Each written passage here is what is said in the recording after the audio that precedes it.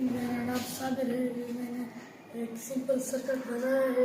इसमें 4 कंपोनेंट है, wire, battery, switch और आउटपुट डिवाइस है।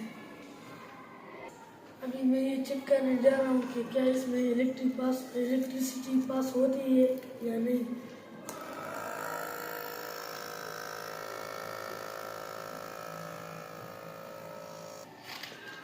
मेरा नाम बलून है। मैंने सिंपल सर्किट बनाया है। इसमें हमारे साथ कंप्यूटर, स्विच और आउटपुट डिवाइस, वायर। अब मैं चेक करने जा रहा हूँ कि ये इलेक्ट्रिसिटी पास होती है कि नहीं।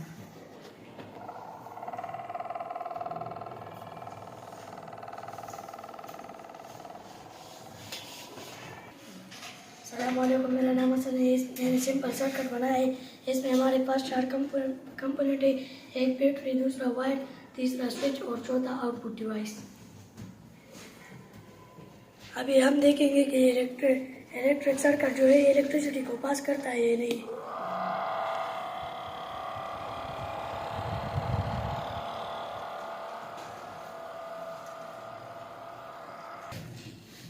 अच्छा, हसन, साबिर और हुज़ैफ़ा ने, फैज़ान ने, उन्होंने अपने मॉडल्स को एक्सप्लेन किया। अब मैं कुछ क्वेश्चंस पूछूंगा कि इस टॉपिक में जो हमने पढ़ा, प्रैक्टिकली हमने प्रूफ किया, इसमें आपने कुछ सीखा है कि नहीं। हसन, आप इसको ऑन कर दें। मेरा क्वेश्चन है कि यहाँ पे जो इन्होंने स्विच को ऑन किया तो ये फैन हमारे पास जो है ना वो चलना शुरू हो गया, मीन के इस सर्किट में इलेक्ट्रिसिटी पास हुई। ये जो इलेक्ट्रिसिटी इसमें पास हो रही है, ये इलेक्ट्रिसिटी का कौन सा फॉर्म है? क्योंकि हमारे पास 2 टाइप ऑफ इलेक्ट्रिसिटी होती है। एक को हम कहते हैं करंट इलेक्ट्रिसिटी, दूसरे को हम कहते हैं स्टैटिक इलेक्ट्रिसिटी। तो इसका जवाब देगा मुझे हनान। हनान, इस सर्किट में जो इलेक्ट्रिसिटी पास होती है वो कौन सा टाइप इलेक्ट्रिसिटी?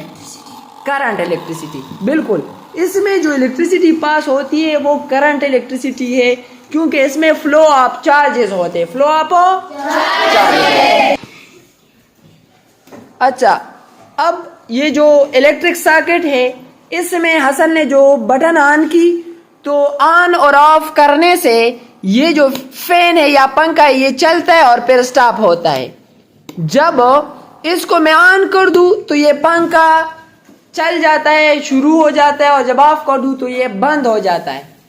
आखिर ये क्यों होती है? इलेक्ट्रिक सर्किट में हम कौन सा इस तरह का चेंज ले आते हैं जिसकी वजह से हमारे पास बल्ब या कोई भी आउटपुट डिवाइस बंद होता है और स्टार्ट हो जाता है? इसका जवाब मुझे देगा शायान। ये इसलिए बंद होता है कि हमने जो इसमें स्विच लगाया होता है, ये बैटरी से चार्जेस आते हैं, ये उसको डिस्कनेक्ट करता है। तो जब बैटरी से चार्जेस आते हैं, वो जब मोटर तक नहीं पहुंचे तो वो बंद हो जाता है। जब हम इसको ऑन करते हैं तो वो उसको वापस से कनेक्ट कर देता है और फिर वो मोटर लग जाता है। एक्सीलेंट, बिल्कुल अच्छा जवाब इन्होंने दिया, खूबसूरत तरीके से एक्सप्लेन किया। जब वो वायर्स आपस में कनेक्ट हो तब इलेक्ट्रिसिटी आगे पास होती है।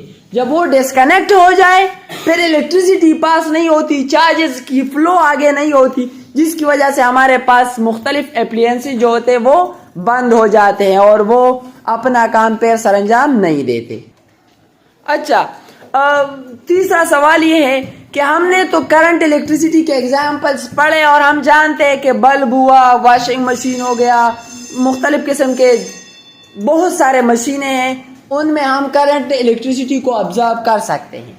अब दूसरा टाइप ऑफ इलेक्ट्रिसिटी है हमारे पास स्टैटिक इलेक्ट्रिसिटी।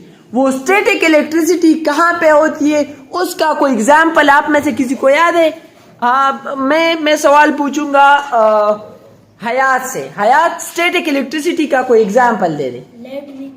लाइटनिंग। हाँ, आसमान में जो बिजली होती है ना, वो स्टैटिक इलेक्ट्रिसिटी की वजह से पैदा होती है। जब क्लाउड्स और एयर के मॉलिक्यूल आपस में टकराते हैं, रब करते हैं, उसकी वजह से लाइटनिंग प्रोड्यूस होती है, और वो हमारे पास एग्जाम्पल है स्टैटिक इलेक्ट्रिसिटी का।